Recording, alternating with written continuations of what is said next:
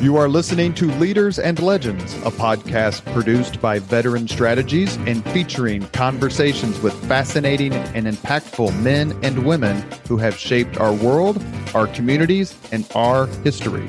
My name is Robert Vane, Principal of Veteran Strategies, and your host for our discussion. You are listening to Leaders and Legends, a podcast presented by Veteran Strategies, an Indiana-based public relations enterprise, and sponsored by Garmon Construction, Leaders and Legends LLC, the Grand Hall and Conference Center at Historic Union Station, the McGinley's Golden Ace Inn, and NFP, a national insurance broker with strong local content. Our podcast is featured on the All Indiana Podcast Network in partnership with Wish TV. You may find Leaders and Legends at allindianapodcastnetwork.com. Thinking of starting a podcast or need to host a public meeting? Let Leaders and Legends LLC be your partner as you look for new ways to communicate your message. Please contact Chris Spangle or me at leadersandlegends.net. And as always, all our podcast interviews are dedicated to the legacy and generosity of P.E. McAllister. Thank you for joining us on the Leaders and Legends podcast. Our guest today is the man, the bulldog, the legend, the hare, Chris Gahl. Thank you so much, Chris, for coming on the podcast. Robert, as a longtime listener, appreciate you having me on.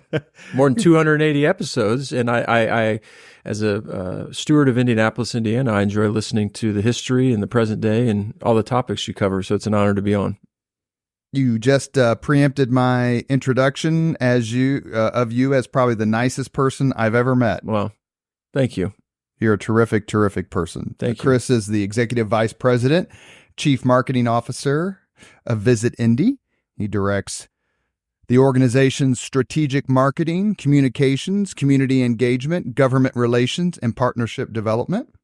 In other words, all the things that Bill Benner couldn't do. He has been there for 18 years. That's right. 18 years. Proud of that fact. He was recently named an Indiana 250 business leader by the Indianapolis Business Journal and participated in the Stanley K. Lacey Leadership Program. Were you 40 under 40 too? I was. Or 40 under 40 also? Yes. He holds a degree in communications from Butler University, where he also sits on the university's board of trustees. Chris, thank you so much for coming on the Leaders and Legends podcast. Absolutely. You are a true Hoosier success story. Thank you. Someone who, through hard work and skill and the ability to get along, has risen really to incredible heights here in the city and beyond. It's the last of these I want to ask you about, if that's okay. You work at a quasi-governmental agency. Is that what you'd call it? That's fair. Which means you have to navigate politics and you have to navigate personalities. And yet you've been there through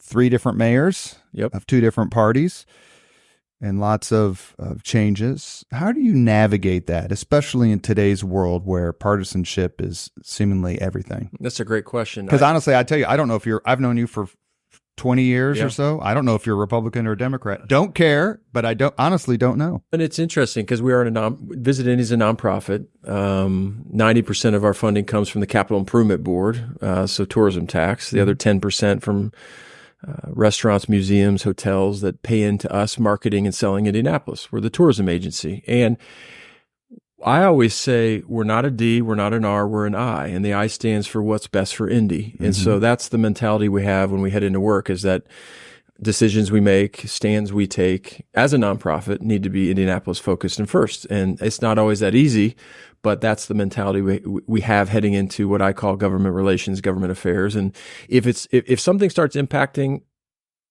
our ability to sell and market Indianapolis, to drive sports tourism or convention tourism, or people from Chicago or Louisville wanting to get in their car and come here, then we have to raise our hand and we have to look at both sides of Market Street and say, this is impacting men and women who depend on tourism for a paycheck. So we're going to take a stance, or we need to worry about that.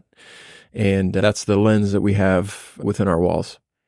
How do you navigate controversy without becoming controversial yourself? And by you, I mean Visit Indy? Yeah.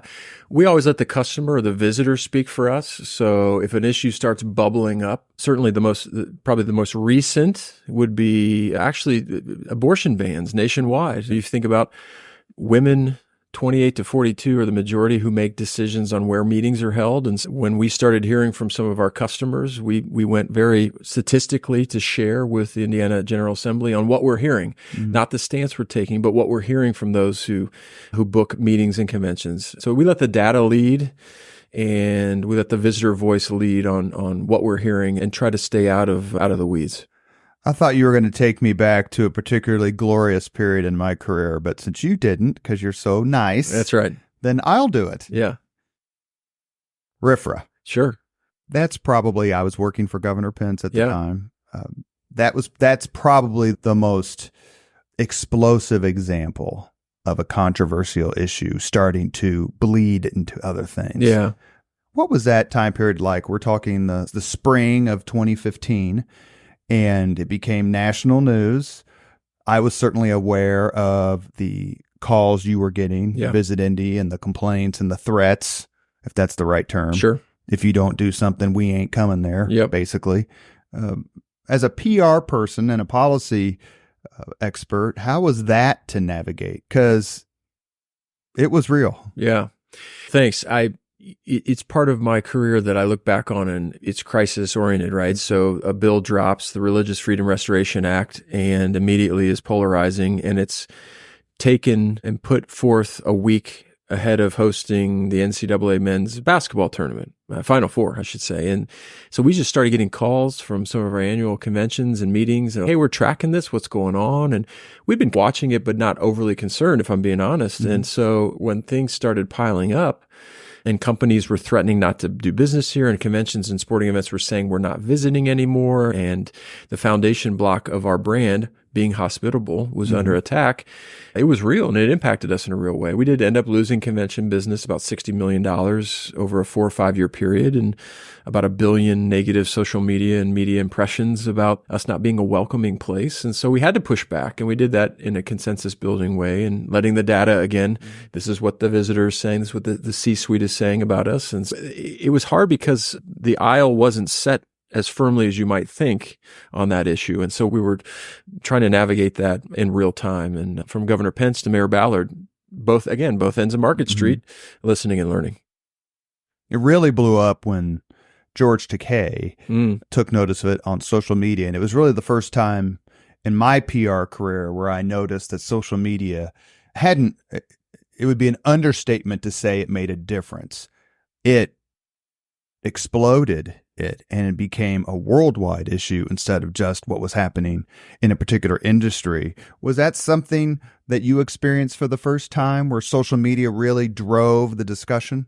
In a negative light, yes. Not in a positive light. We had started tracking what we'd call social media influence on our city and how we're thought of and discussed in social media platforms ahead of 2015 in this. Yet this would be the first real example, a tangible example to your question, on a negative piece of news being put into light and exploding and running and snagging and leaping across channels and across platforms and building steam and building likes and going viral, if you will. And that was hard to put your arms around. And we are in the infancy of social media marketing as a whole, and how to respond and when not to respond. And so that was a big test for us in our social media muscle. Is it your opinion that the state, you mentioned the abortion legislation of a few years ago, the state and the city have taken notice of RFRA and the RFRA firestorm and are not necessarily less likely, but less inclined to wade into those sort of things, or at least they take the reaction into an account? Yes, I think so. I think in every major city has a tourism agency, the Visit Indy, if you will. And when we go to conferences and talk about what keeps us up at night in terms of driving tourism to our respective cities, social issues bubbles to the top. Again, it's polarizing and it's real, and the social issues grow. And so therefore, every city in the nation is thinking about how you respond to questions about social issues in your own community, because we know it's part of the process and how people decide where to hold major sporting events and conventions and conferences and trade shows, domestic versus international. And so we've spent a lot of time with the Indiana General Assembly, with the City County Council, sharing real time what we're hearing and what issues, not only in Indianapolis, Indiana, but other cities and states are bubbling up. And we do that because we ultimately care. And not to put you on the spot, because I'm not trying to do that, but you also are in a situation, or have been in a situation, and I only know this because we've worked together so many times, where you have to defend a convention. And I can speak only to the NRA that came a few years ago. There was a lot of controversy about this organization coming. And I was very impressed by, I'm not a member of the NRA, so if they come here, if they don't, I don't think they're the Hades incarnate like a lot of folks do. But setting that aside, you all did a wonderful job of saying, we want them here. How tough is it when the actual convention causes a little bit of controversy or a negative attention? And certainly NRA is probably the most recent emblematic of that polarizing group. And if you say Indy welcomes all, then, and that was our mantra during RIFRA, then how do you be selective in that welcoming? It's hard for me. I've been personally impacted by gun violence. My dad was murdered in Fountain Square in 1986 by someone who was not mentally well. He was a federal probation officer killed in the line of duty. And so I've been personally impacted by gun violence here in our city. And so I have to be able to suspend my personal beliefs in guns or right to bear arms to say, is this a conference that actually fills up our convention center? Yes. Our hotels? Yes. Visitors come and invest in our city. And again, I have to be able to suspend my own thoughts around being impacted by mental health, illegally getting a gun and killing my dad in the line of duty here in Indianapolis, and be able to then turn and say, welcome, and be authentic in that. You're listening to the Leaders and Legends podcast. Our guest today is Executive Vice President and Chief Marketing Officer of Visit Indy, Chris Gahl. Were you born in Indianapolis? Born in Indianapolis, 38th and Kessler, so that's Pike Township. On the street?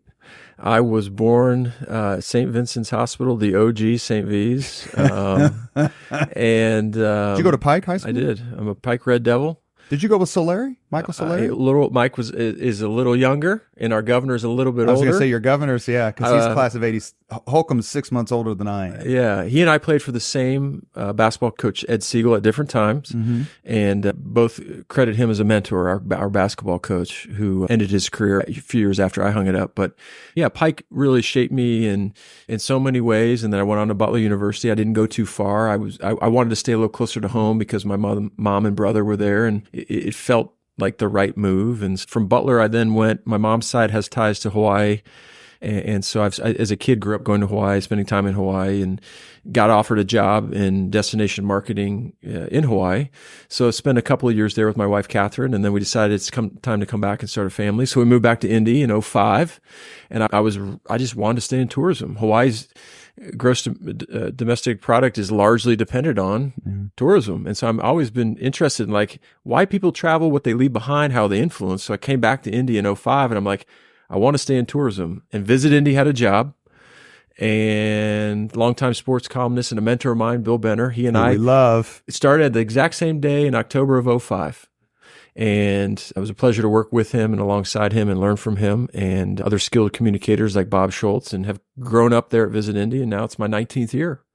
From Hawaii tourism to Indianapolis tourism. And both are competitive. Both have positives and negatives. And in both cases, you got to understand your brand to understand how to drive people to your destination. You have two separate places, two separate set of attractions. So it's often said of Indianapolis, we don't have the ocean, we don't have the mountains, so on and so forth. But we have lots of other things. So thinking about, I would imagine, other than maybe the travel, is it difficult to get people to come to Hawaii? It is. And people were like, wow, what do you mean there's no way? There are 8 major Hawaiian islands, and so the islands compete with themselves. Maui versus Kauai versus the Big Island versus Oahu. But then if people are saving up to take that long haul, they might also be visiting Tahiti or Samoa or Fiji. They might be going to Australia for a long haul, once in a lifetime trip. So Hawaii does compete viciously for tourism, and it's a long haul. You got to want to get there, right? It's the most remote landmass in the world. And then you come to Indy, and often seen as an underdog, but the convention facilities and the hotel package and the sports brand, we're going head to head with Nashville and Austin and Chicago and Denver. We just won a convention for 2036 against Orlando. We beat them. And people are like, wow, Indy over Orlando, but that's the arena we are now in as a city. And so it's just as competitive as I've seen both sides of the tourism arena. You mentioned a few people a couple of minutes ago, mentor, and how important your mother must have been as a mentor. And here at the podcast, we're very sorry about your father. Yeah, thank you. I did not know that story. He was a Marine too, a few minutes ago. So was my mother and father. Yeah, so I'm sure he stood up for himself. God love him. Yeah. But mentorship, you and I'm a little bit, what am I, like 15 years older than you maybe? Yeah. I'm 56. I'm 46 decades. Okay, so 10 years. So with this, we had probably like maybe the same mentors in a lot of ways. Yeah. How important were those mentors to you? You mentioned the incomparable Bill Benner, our great friend, and Mr. Hoosier for sure. Yeah. But now we're in the position to mentor. Yep. And talk to me, please, in the Leaders and Legends podcast audience about what you learned and what you try to teach. Great question, Robert. I think servant leadership comes to mind. This idea of I've it seems odd, but I've been fascinated with studying servant leadership and what are the key tenets, and talking with others about what that means. And what I think also is important, and I've benefited from, and others in Indianapolis, is multi-generational mentorship. This is the idea that men and women 2 or 3 decades older than us have taken and continue to take the time to mentor us. And so therefore it's incumbent on us to mentor down 2 or 3 decades to make sure that we're lifting up those and pulling them up the Indy ladder, if you will. And so I don't think that exists in a real tangible way in other cities as organically and authentically. I think we're small enough that it can happen, and boardrooms are opened and board seats are available and people are accessible like you, and make the time for people. And I'm just reminded that, again, like you have to go up and down the mentorship ladder, and it happens in a real way. And it's multi-generational and multi-gender. Sure. And how neat that is to have it in the broader Indy community. We just, in the last month, by the time this podcast is posted in October, we will have been about 6 to 8 weeks away from the loss of Jim Morris. Sure. Who is certainly if you are constructing a Mount Rushmore of non-government leaders who have made a difference, transformed Indiana, or Indianapolis especially, Jim's on that. He's on that side of that mountain. How well did you know him, and what was his effect on your career, and how you not sold Indy, but how you absorbed Indianapolis as you go out and talk about how great it is, which is something that he did for 50 plus years? Jim, we faith shared, we Indy shared.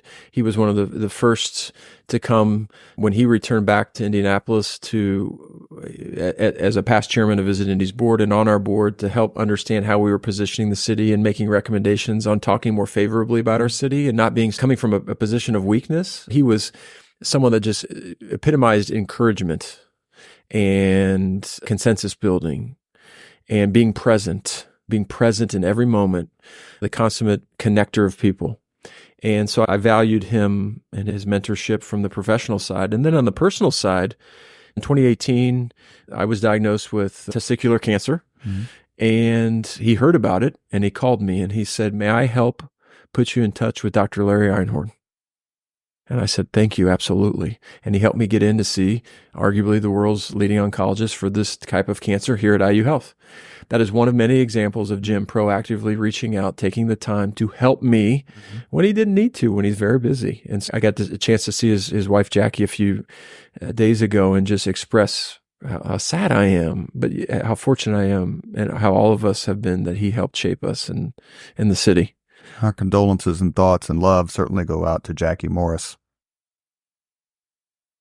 Growing up in Indianapolis, as you have, and as I did, the transformation, the change in so many ways is visual.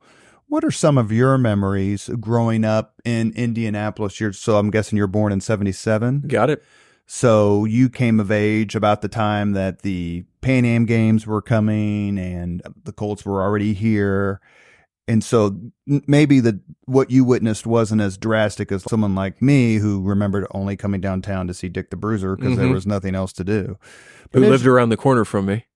Oh, yeah. Did you go to the same church? He, at one point, we were worshiping the same place, and then he split up. But yeah, Dick the Bruiser. I remember Jim Morris saying that Dick the Bruiser went to a Presbyterian school or church.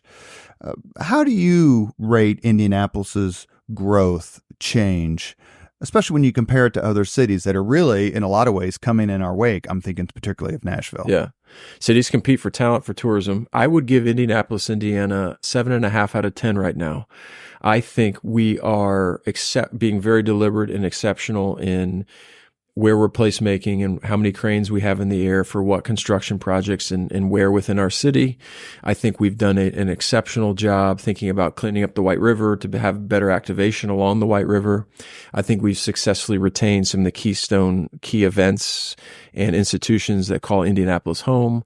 And I think where we have room to grow is with our residents not being so humbly apologetic about our city. No other city, I think, of our caliber and stature is apologetic. And if you and I and Alan travel and we go to New York and we're sitting around a hotel lobby and someone's like, where are you from? And someone's, I'm from Denver. And where are you from? I'm from LA. Where are you from? I'm from Austin. Where are you from? And most people are like, oh, I'm from Indianapolis. It's like south of Chicago. So we're a city. We don't have to apologize about it. And if our residents, our biggest brand ambassadors, aren't as vocal and humbly boastful about our city, it impacts the overall brand and who wants to meet here, but who wants to live here and do business here. And so that's where we need to grow. It's not cranes in the air physically grow. It's more like emotionally growing as a community. When you say Indianapolis is the first response, the 500. Yes. All of our research for 19 years, almost 20 years. If you've never been here and you're asked to describe Indianapolis, Indy 500, Colts, and Pacers, in that order, almost relentlessly. If you've been here and we ask, what do you think of Indianapolis? It's surprise, clean, safe, culinary, sports, walkable. Those are the words used to describe Indianapolis. And so we'll take them, and then we got to build on them. The unexpected is how many people, it's nauseating to think how many people have come here and said, boy, I never would have thought. And if you think about it, it's a backhanded compliment. Sure. I would have, especially where they're coming. You never know if they're coming. They're coming from New York and they're impressed. Then you're like, okay, we've done something good. But if the expectation is so low that a visitor comes and they continue to say, I never thought Indy was this cool or hip or cultured, then that expectation bar is low. Now, I was talking with a colleague. We said, do we ever want to arrive? So I ask you, should Indy ever arrive? Like some cities say, we have arrived. I don't want to ever arrive. I don't think we should ever arrive. We should always be evolving. Do you? I mean, like, I don't want to ever be like, Indy's arrived. I think that's so, then where do you go from there? I would say, to use a little bit of East Side background, Indianapolis should always have a chip on its shoulder. I like that. It's done big events better than anyone else. And that's not us talking. That's sportscasters talk about it all the time. Famously, a few years ago, Mike Greenberg from Mike and Mike at the time said Indy is the best big game city in America. Yeah. But there's a saying, you should remain stable but never stand still. Yeah, I like that. And because we do big things so well, we have a reputation of, we put on the entire NCAA tournament. And I saw Ryan Vaughn in the middle of that, who was head of the sports corp, obviously a terrific leader in his own right. In the morning of the championship game, we were working out. Yeah. I'm like, dude, don't you have something better to do? He goes, city's got it covered. Yeah. We got 5,000 volunteers. We got this great staff. Of course, he's the architect for understanding all these hotels connecting into the convention center and why that was a existing bubble. So it's neat that someone like Ryan could voice that idea and get it done. Is that what you hear when you travel? You mentioned it a few minutes ago, but not necessarily from a tourism perspective. I went there for 3 days with my family, but more of like, I was there for a convention. And if they ever ask me where we should go for a convention again, How satisfying is it to hear that? Because we have some significant conventions that have been here, or events, for lack of a better term, including the Combine, Sure. which I know is very much a target. Yeah. And I'm going to ask you about Gen Con in a second, but we've had some significant conventions that you think, let's go someplace else for a while. People like variety, but that just doesn't seem to happen here. Yeah. We have a time-tested list of annual conventions that stay with us, and they haven't changed cities, and that's an anomaly. It's hard to keep an annual convention of the firefighter convention, FDIC, based out of New York. Especially now that Jonesy's is closed. That's right. I thought for sure it was going to That's right. leave. People love the fire person convention, and cities are courting them daily. And we have kept them safe and sound and growing in Indianapolis for nearly 30 years. That takes up a big chunk of our convention calendar, these annual conventions like National FFA and the Fire Department Instructors Conference and others, yet we're winning more business than we lose. It's the racing performance one or whatever. PRI, performance racing. That's massive. That trade show every December is growing. International trade show. We're stealing conventions from Chicago and Nashville and Detroit and Orlando and New York and San Antonio. And when people, seeing is believing. If we can get a decision maker, sports, medical, doesn't matter, any genre or segment, if they come and walk our city, and they see how we're laid out, we have about a 35 to 38% ratio of booking. And that might seem low for those listening. That's actually extremely high. What's average? Oh, if you could get 15 to 18, maybe 20% in some of these cities. But seeing is believing. If you look, you book. And that's Indy. So when we look at our sales and marketing as a city, on behalf of our city, we have to get that person on a train, plane, automobile to Indy. Check them into a hotel. And by the way, in any given week, we probably have 5 or 6 site inspections. People are kicking the tires for Indy and then going on to another city and another city. We're in a final 3, final 4, and they're going to make their decision and vote on it as a board for 2035, 2036, 2037. And so it's very gratifying when we beat out these other major cities and we know we came to play and we won. That's something I didn't understand until I went to go work for Mayor Ballard, is how far out these conventions are booked. And is there a certain point, however, where you as an executive staff with Leonard Hoops, who's CEO, is that his? Leonard Hoops. Leonard, if you're listening to this, I'm just going to tell you so married up. I can't even articulate it. Neither can I. Is there a certain point, however, where you're like, we just can't give them any more?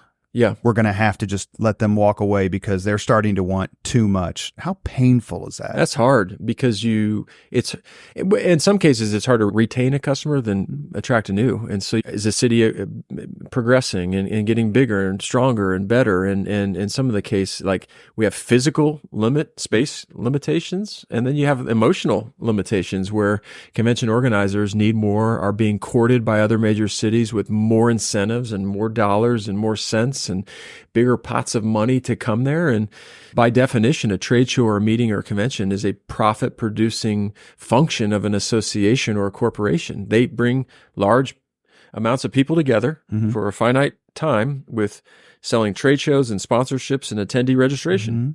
They have to make money, and we want them to do that in Indianapolis, and sometimes their bylaws require it to meet annually or biannually, and so we play by their rules, but it's getting more and more competitive. You're listening to Leaders and Legends, a podcast presented by Veteran Strategies, an Indiana-based public relations enterprise, and sponsored by Gahl Construction, Leaders and Legends LLC, the Grand Hall and Conference Center at Historic Union Station, and the McGinley's Golden Ace Inn. Our guest today is Chris Gahl. He is the Executive Vice President and Chief Marketing Officer for Visit Indy. Chris, is there a particular Hoosier leader or legend you admire most? And while you're thinking, you can't say Mitch Daniels and you can't say Jim Morris. Okay. I've retired those two people because they just get named right after each other. I want to share, boy, that's a great question. I should have expected. I want to share that I believe David Letterman has embodies so much of why we're good and the Hoosierism that I admire. And he has fallen back in love with our city in more recent years and comes back more routinely and is checking out Caitlin Clark games and not just coming for the Indy 500 and bringing his son to dine at some of the restaurants like he did when he was here. I also really admire Alelia Bundles, the great-granddaughter of Madam C.J. Walker, who spends an enormous amount of time, effort, and energy here in Indianapolis carrying on the theater's legacy and her great-grandmother's legacy. And the third person that comes to mind is Deputy Mayor Judy Thomas. Judy Thomas and I used to work together at Visit Indy. She's now over neighborhoods for Mayor Hogsett. She's also a Butler grad and serves with me at the trusteeship. She's a confidant, she's a mentor, she's a tormentor, she gives it to me straight, and she's someone who I count on for real talk and real feedback, and I admire her in so many ways, and she is so cultured and traveled and understands this 360 views. Those are the three people, Letterman, Lilia Bundles, and then Judy Thomas, who I count on, some closer than others, and then depend on them and love them for who they are. We've had several people on the podcast who have at least a tangential and sometimes a direct role in tourism and hospitality. One of my first interviews was with Ryan Vaughn. Yeah. David Frick, who's the greatest citizen of Indianapolis most of you have never heard of. Yeah, Indianapolis would look so different if it wasn't for David Frick. There is an argument against the way Indianapolis has and continues to market itself, prioritize its dollars with regard to spending, the quote unquote. If you live in Indianapolis, you think downtown gets everything. Right. If you live outstate, you think Indianapolis gets everything. Neither is true. Both are donors. They're not takers. That's right. How do you blunt that argument? How do you say, look, yeah, we could spend another $150 million on potholes, but here's why we spend the money the way we do? Great question. So 42 to 45% of those who visit our state annually come to the capital city.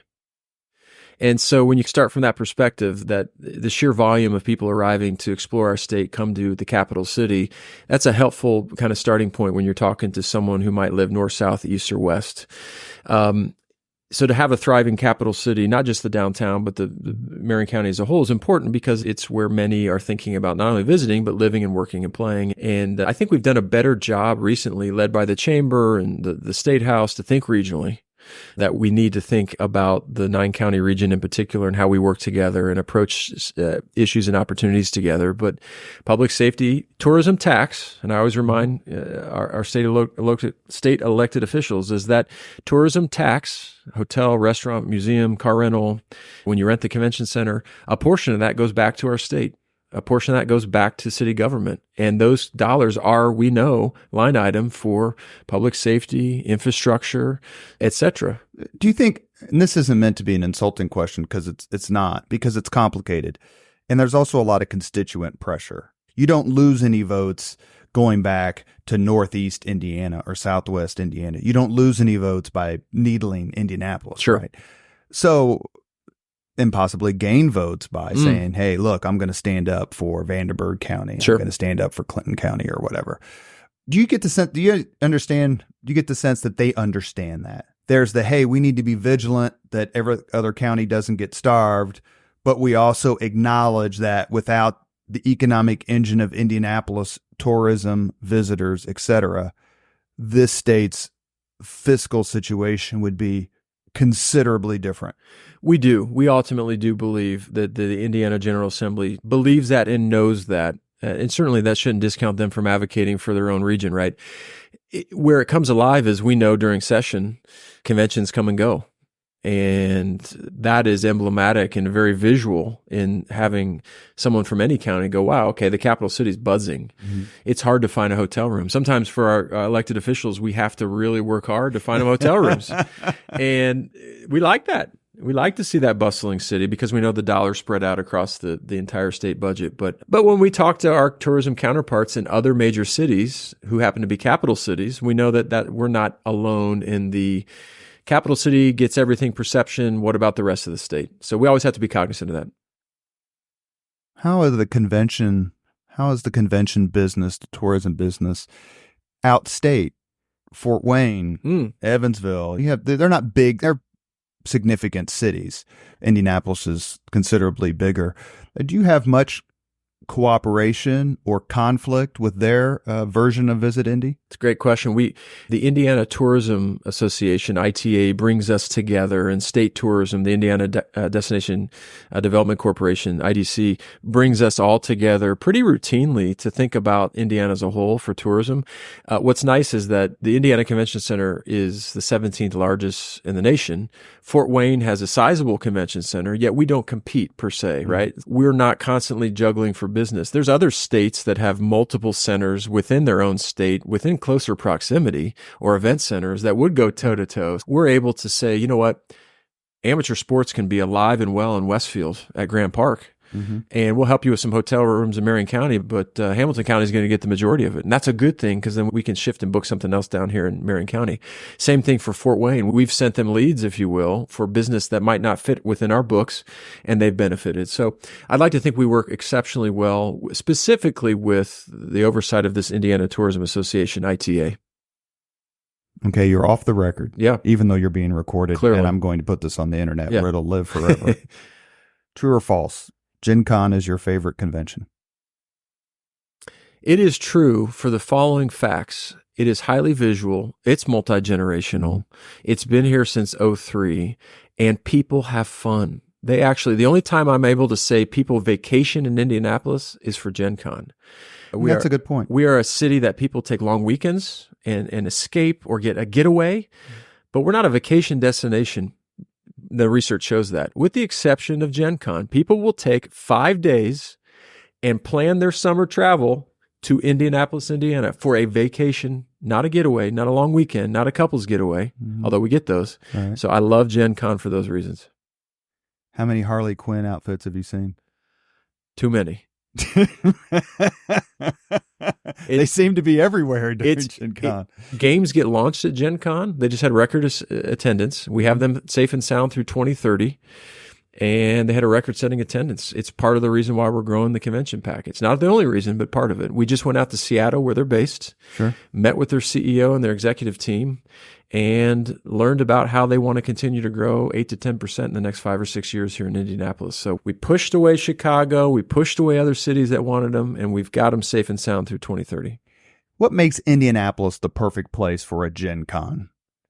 Centrally located, walkable, and those climate-controlled skywalks where you can have events happening in each hotel, and then inside the convention center, and then inside the stadium. They've grown into the fact where they're inside the stadium. It's 24-hour gaming.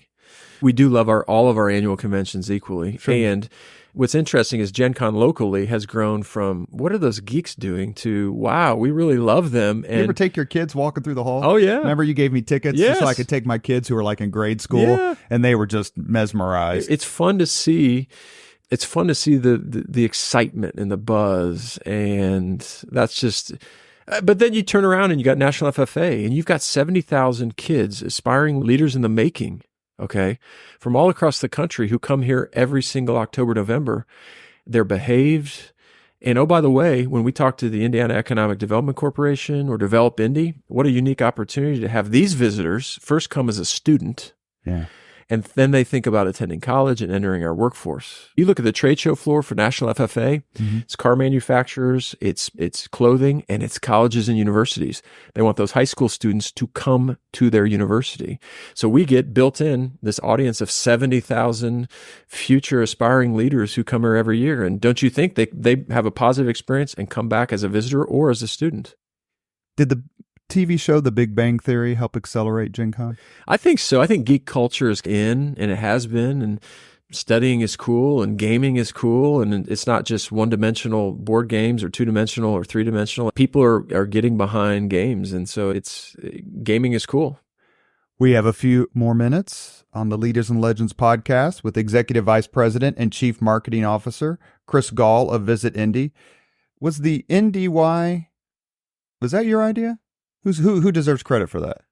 The NDY where you can stand next to it and form the eye on the street. It was. Thank you. And it was an idea our team helped get around and put into place. These are the Indy Y sculptures that you stand to be the eye in Indy. We put them in place. We wanted them to be done by April of 2015 in time to host the men's Final Four. We didn't know that we'd be amidst the RIFRA crisis. So they came out at a great time, and we've lost track of the amount of people who have stood to be the eye in Indy. We're very thankful to Pacer Sports Entertainment and Mel Raines. When they did Bicentennial Unity Plaza, they said, could we pay for and fabricate another Indy Y sculpture? We said yes. There's one at the airport. We appreciate that to welcome our visitors. I saw Caitlin Clark stood to be the eye in one of her first road trips. That's what I was talking about is like earlier, like civic pride. If you haven't or you haven't in a while and you're listening, stand to be the eye and just use hashtag Love Indy and why you love Indy. We need your support. You mentioned Mel Raines, and I immediately get giddy. Yeah. She's phenomenal. She could work anywhere in the world. That's right. And she's rolled up her sleeves. And during her tenure, by the way, NBA All-Star, WNBA All-Star, and 2 back-to-back number 1 draft picks. That's a pretty good start to her tenure at the head. Talking about Mel Raines, who I think is the CEO now of Pacer Sports and Entertainment. So I don't mean to put you on the spot because I've got a couple more questions before we get to the 5 questions, but when are you going to give me my juice about my idea about Indy? Can you do that where you just have the IND and then let people form the why? I like the why. We've considered it. And those structures, those physical 1,000-pound structures are about $50,000 a piece to produce. And so we've got to think through how we refabricate those with the local designer. Squeeze some money out of hoops. That's true. That's true. I like the idea. You say the I, you're the why. That's I right. hear you. I know you've come strong with that. You know what? I grew up in the era of the Village People. I love it. Let's talk about Caitlin Clark. She was on my list of topics to bring up. You had Reggie Miller, and then you had Peyton Manning and Andrew Luck when he was here. Certainly, Caitlin Clark has, if she's not ascended to that level, she is just a few inches below it. How has she impacted Indianapolis tourism and marketing? And do you see opportunities for Indianapolis to bring in conventions when the Fever are playing because they could possibly see her play? The Pacer Sports Entertainment are studying the Caitlin Clark impact and the Fever impact, right? The team, and it's real, and I can't wait to hear what is uncovered. We have found when we've placed ads tied with her being drafted in Des Moines and other Iowa markets, they're clickable. When we promote that you can come see Caitlin Clark and the Fever play on weekends in Indy, from that fan base, they click and they come. We have seen an uptick in overnight stays timed with home games at Gamebridge Fieldhouse. We know that content on our website is highly clickable and has been more seen this year than in previous years. And so we know there's an impact. National TV games, more. With that sweet sounding word, Indianapolis repeated, and skyline shots. It's hard to put a value to that. Here's what I think I can't wait for the community to see, where does Caitlin Clark put her philanthropic tentacles? Where will she plant her giving and her community giving? If you think about Peyton and hospitals, and you think about Tamika, and you think about Reggie. That's right. Tamika Clark is a phenomenon. But Tamika Catchings is not only a Hall of Fame basketball player, but a marvelous person and an incredible citizen of Indianapolis. And could live anywhere and decides to stay here. And when they retire as players, or even during on the court, on the field, and they say, this is where I want to put my philanthropic dollars and time and support. For Luck, it was Indianapolis reading and erasing illiteracy and book clubs and books and students and little people, and same with Peyton and Tamika. And I can't wait for Caitlin Clark in the next decade when we all go, wow, great championships and records and tourism wins and economic wins, and people are already wanting to come see our city timed with Caitlin Clark. What about when she donates and puts her philanthropic heart behind things, and all of a sudden the skyline changes and people are made better and the marginalized are made better because of her philanthropic heart? That's like the tangential next level Caitlin Clark impact I can't wait to see. You have been at Visit Indy during 2 monumental sporting events. One perhaps didn't end the way you wished it would have, and that's Butler versus Duke. What was it like? Sorry, Alan. put the razor blades away. I didn't mean to bring up a bad topic. What was it like as a Butler grad? Now you're in the Butler trustees and someone so interconnected with the school, yet also having to do a job helping promote the Final Four. What was it like when those two things collided? It was so fun and then tragic. It was fun because the media storm on our city was real. It was like Hoosiers. It was like the movie Hoosiers being lived in real life. You had Bobby Plump, who attended Butler, the movie filmed here, and then all of a sudden the hometown hero is in the conference that shouldn't be here is coming to play Duke, right? And so the media storm was so fun to be a part of, and all the early shows and late night shows and the team and the homecoming, et cetera. And the morning of that national championship, I had a travel writer with me, and I took her to Plump's last shot, and Bobby Plump gave time to meet with her and talk about why he loved Indy and what to do. And we had a tenderloin sandwich, and he had his Butler shirt on. It was the day of the national championship.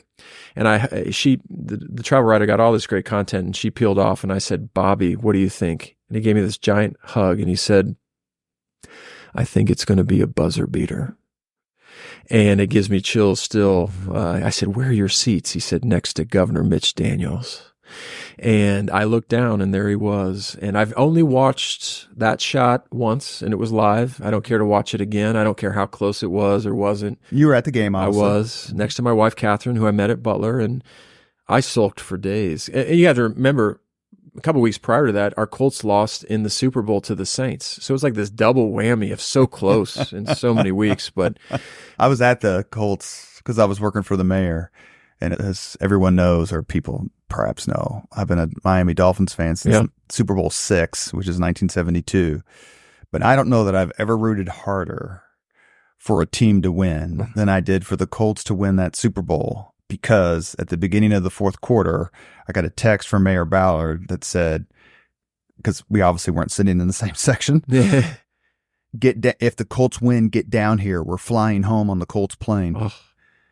And I was beside myself for them to win. And of course they didn't. But yeah, you're right. That was a double whammy for sure. Double whammy. If you asked Mayor Ballard his greatest achievement, he wouldn't say the Super Bowl, securing the Super Bowl. And the foundation was laid before. Sure. But let's give him credit and a lot of others for winning that bid for the Super Bowl in 2011 or 2012. Yeah. 2012, excuse me. I've asked a lot of people, including David Frick, including Bill Benner, and lots of other people who've had a decades-long experience in Indianapolis. If in 1980, I would have told you that in 30 years, Indianapolis will not only host a Super Bowl, but completely redefine what it meant to host a Super Bowl, you would have said, and everyone's answer is, well, that's crazy. Yeah. Host a Super Bowl. What does that mean? How proud not only were you of Indianapolis, but also a native of Indianapolis, that it went off so incredibly well. And people talk about the weather, but the weather was lousy until game day. Yeah. What was that like for you, that snowstorm, metaphorical? Yeah, no, it was so rewarding to just be a small slice of the pie that helped procure and worry about. And that was, you know what? The Super Bowl host committee led by Allison had a very sharp focus on multi-generational mentorship and leadership and emerging leaders that were able to flex and get into the arena and help plan that. So that's another, back to our first topic here of like mentorship. And that's another thing Indianapolis does exceptionally well is during these major events, we cultivate the new leaders and bring them on and give them a platform and access, and their ideas are heard and seen. And so there's a sense of pride as a younger leader, an emerging leader, that you could be part of something that was bigger. And, you're floating around and seeing Al Roker and Jimmy Kimmel or Jimmy Fallon. And you're like, wow, these events define cities. And here's the thing, it gives civic pride. Mm-hmm. And I think that's the other thing is like we have these highs and lows. I even saw it with USA Swimming and the sports corps bringing the trials into Lucas Oil Stadium. We got excited for it. And then you have this lull that's down. It's like, what are we going to do next? And so fortunately, we have a pretty jam-packed calendar. The boost to civic pride when we host these major events are what I think is really the most special piece of them. You mentioned that 1987 Mark Miles, who in my opinion is the greatest leader I've ever met, who didn't hold office. In 1987, he's the Allison Millington of the Pan Am Games. Sure. Fast forward 25 years or so, he's the CEO of the entire thing and of the Super Bowl committee, and has to do the presentation and all of that. So your example of mentorship and, hey, you get some experience here, then coming on down. Did the Super Bowl and the fact that it went well, did the Super Bowl help? Has it helped? And let me ask a follow-up right now. Has that effect diminished or evaporated in selling Indianapolis? In other words, afterward, where you're like, people are taking a stronger look, and then after 10 or 12 years, it goes away? Yes. There was an immediate bump, immediate benefit, not only from prospective customers we hosted during the weekend and the game, who then ended up booking, because again, if you can host the Super Bowl, if you can host the Indy 500, we're confident we can host your meeting or convention. That has waned a little bit, not a negative. It's the fact that the Super Bowl is hosted every year, and at that point in our city's history, at that point in the perception of Indianapolis, that was an unexpected.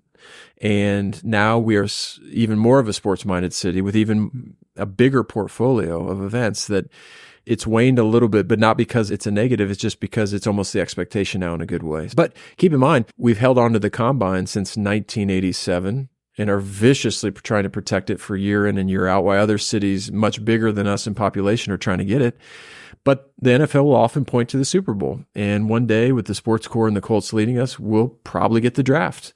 And it's probably because we've cut our teeth on a Super Bowl and the Combine. So the NFL's comfortable with our city.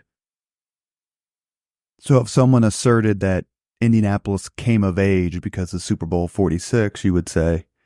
Yes, we turned the page, and it was further cementing what everyone else knows and what residents didn't believe. And I think you have these demarcations and these benchmarks. And so Pan American Games, yes. The Super Bowl, yes. I think the swim trials I think the NBA All-Star Game, yes. I think the swim trials continue to have that impact into the tourism world of attracting additional events and people who were incredibly wowed by what was taking place here in our city. Major sporting events drive brand appeal for our city, and the Super Bowl was no different. And it gave us this confidence as a community that we needed there in 12. And it's probably more than any other event I can think of, the community was participating. Yes. The Final Four and other big events that are amazing and wonderful, population that actually is involved or gets to experience just a little bit of it is relatively small compared to the population of, let's say, Indianapolis or Central Indiana. That wasn't true at the Super Bowl for any of us who walked the Super Bowl village as it got closer, and it was so packed. And people were so happy and they were so proud of their city. That's what I thought. There's lots of reasons the Super Bowl is different, but to me, it was the fact that someone who lived in Irvington or someone who lived in Hallville or someone who lived in Pike Township who normally maybe doesn't go downtown says, you know what, I'm going to take my kids downtown and see what this is all about. Yeah. And that's where you have the oldest sports commission in the nation at the Indiana Sports Corps, and you have their gravitas and their leading by design. These rights holders, USA Swimming, the NFL, the NCAA, we all think and worry about them. And you have to constantly renovate your ideas and your thoughts and your creativity. And because it's just every day someone's trying to take these. Every day someone is waking up thinking about how to take the NCAA's headquarters from Indianapolis, Indiana. Every day someone is waking up and cities are planning to try to extract the Performance Racing Industry Trade Show or FDIC or National FFA. Everyone is trying to replicate the convention package, the event standards that sports or medical or life science or technology conventions and trade shows have in Indianapolis. And if you're listening to this, it's real, it's competitive, and it's harder each and every year because cities are in this constant state of competing. So tomorrow morning when you wake up, what are you thinking about stealing? We got it. Keep that to yourself. We don't want them to be prepared. But listen, we've got our list, and every day we have sales teammates out on the ground in cities across the United States and otherwise, pitching Indianapolis into the future and what we will look like into the future, and starting a conversation or continuing a conversation, and we're winning more than we're losing. We've reached the point in the Leaders and Legends podcast where we ask the same 5 questions of all of our guests. Chris Gahl, are you ready? Yes, sir. What was your first job? Delivering the Indianapolis Star to my neighborhood in Pike Township. You got to see Bill Benner's face and name all the time then, I did. Didn't you? What was your first concert? Pink Floyd Division Bell Tour inside then the Hoosier Dome. I was there. Yeah, great show. It was a great show, actually. It was really good. Number 3, if you could suggest any book for someone to read, which book would you recommend? Essentialism. It is a book on how you block out some of the noise and practice and think about and worry about the essential few rather than the trivial many. Number 4, if you could witness any event in history, be there in person as it happens, which event would you choose? I would love to see Michael Jordan's game winner against the Utah Jazz. I know that seems very specific and not historically relevant, yet he was a hero of mine growing up. His dad died. My dad died. I saw him making it. I wanted to just associate with him, and that would be a moment I'd like to see. Last question. If you could have dinner with anyone living today, 2 hours off the record just to chat, whom would you choose? Living today. I'm going to go with President Barack Obama. I think sitting with him tonight with the imminent election and what he's been through would be a fascinating take. He also loves Hawaii, and I'd love to talk to him about that. All right, you get a bonus 6th question. Because I love it. my jealousy of your good looks and hair are so apparent. Given to me by my mom and dad. They're beautiful. Thank you. Because you're beautiful, and your kids are beautiful, Thank you. and as is Mrs. Gahl. Thank you. Is there anyone in Indianapolis whose hair you're jealous of and would like to have? Alan Bacon, one of the co-founders of Gang Gang. He's a Pike High School grad. He's a little younger than me, and he comes with a very strong hair game. It is substantial, it is stable, and it is something you got to see. We need to have him on the podcast. I want to interview his hair. You have been listening to Leaders and Legends, a podcast presented by Veteran Strategies, an Indiana-based public relations enterprise, and sponsored by Gahl Construction, Leaders and Legends LLC, the Grand Hall and Conference Center at Historic Union Station, and the McGinley's Golden Ace Inn. As always, all our podcast interviews are dedicated to the legacy and generosity of P.E. McAllister. Our guest today has been Chris Gahl, Executive Vice President and Chief Marketing Officer for Visit Indy. And I'll say this quickly. If you don't get along with Chris Gahl, you need to take a look in the mirror. Thanks for having me on, Robert. Very few people are as respected and well-liked as you in this city. Thank you so much for your time. Appreciate you having me on. Thank you very much for listening to Leaders and Legends, brought to you by Veteran Strategies Incorporated. If you want to contact us about this program or our menu of public relations services, please send us an email at robert@veteranstrategies.com. That's robert@veteranstrategies.com.